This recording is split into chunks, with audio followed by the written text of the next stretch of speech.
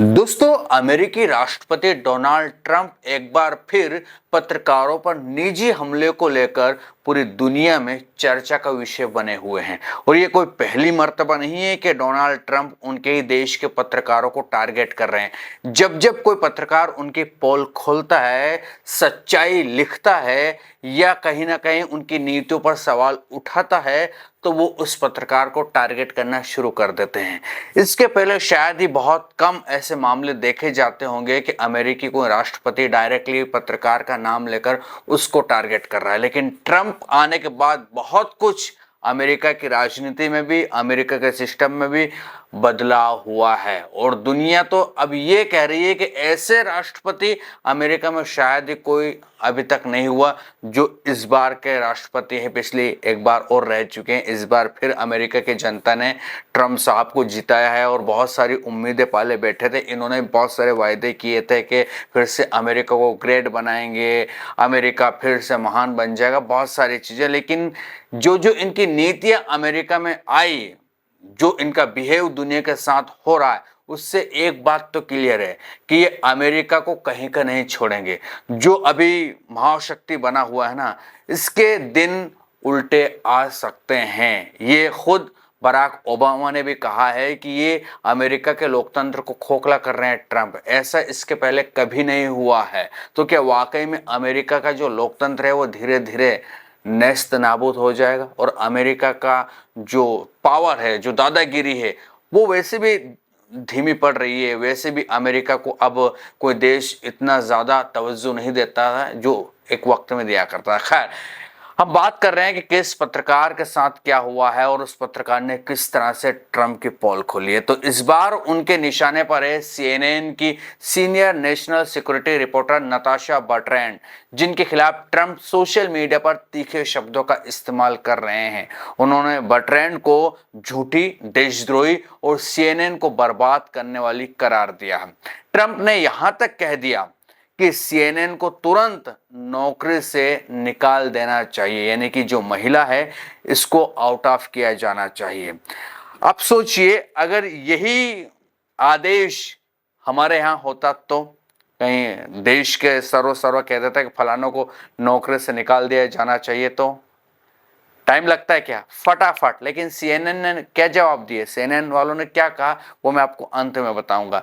तो पूरा मामला क्या है वो मैं आपको समझा देता हूं। तो द न्यूज बिस्ट, याहू और सीएनएन में प्रकाशित रिपोर्ट के अनुसार हाल ही में अमेरिका ने ईरान के कुछ संदिग्ध परमाणु ठिकानों पर एयर स्ट्राइक की थी। आप सभी को पता है।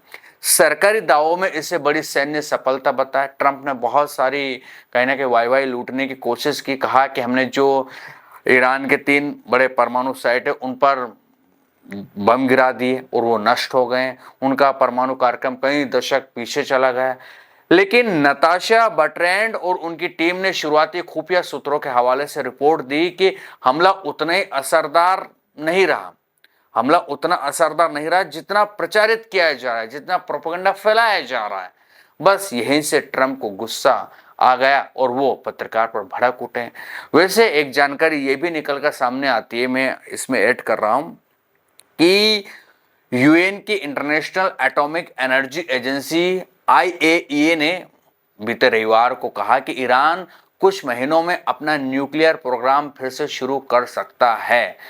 जब दरअसल फिर से शुरू कर सकता है तो इसका मतलब तो यही हुआ कि कोई नुकसान नहीं हुआ। और उस समय हमने भी वीडियो बनाया था और ये बताया था कि ईरानी मीडिया खुद ये कह रही है कि बस जो एग्जिट गेट है वो कहीं ना कहीं क्षतिग्रस्त हुआ है, बाकी कोई खास नुकसान नहीं हुआ है, क्योंकि वो पहाड़ियों के तकरीबन 200 फीट के आसपास नीचे और ज्यादा है, ऐसा मैं बताया जाता है। काफी गहराई में उनके परमाणु ठिकाने हैं और वहां पर अमेरिका के जो बम गिराए गए उनका भी कोई खास इफेक्ट नहीं हुआ है।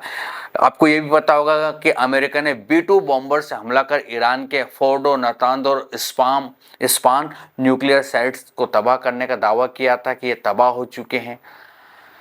आईएईए डायरेक्टर राफेल ग्रोसी ने एक न्यूज़ चैनल को दिए इंटरव्यू में कहा कि ईरान के कुछ न्यूक्लियर फैसिलिटी अभी भी बची हुई है, अभी भी पूरी तरह से ख़त्म नहीं हो। उन्होंने आगे कहा कि ईरान के पास 60% प्योर यूरेनियम का भंडार है जो एटम बम बनाने के लिए काफ़ी है। इस भंडार को अमेरिका हमले से पहले हटा दिया गया था या फिर ये तबाह हो गया, ये अभी तक स्पष्ट नहीं है। लेकिन अभी अमेरिका दावे कर रहा है, लेकिन CNN जैसे बड़े अखबार कह रहे हैं कि नहीं, ऐसा कुछ हुआ नहीं है।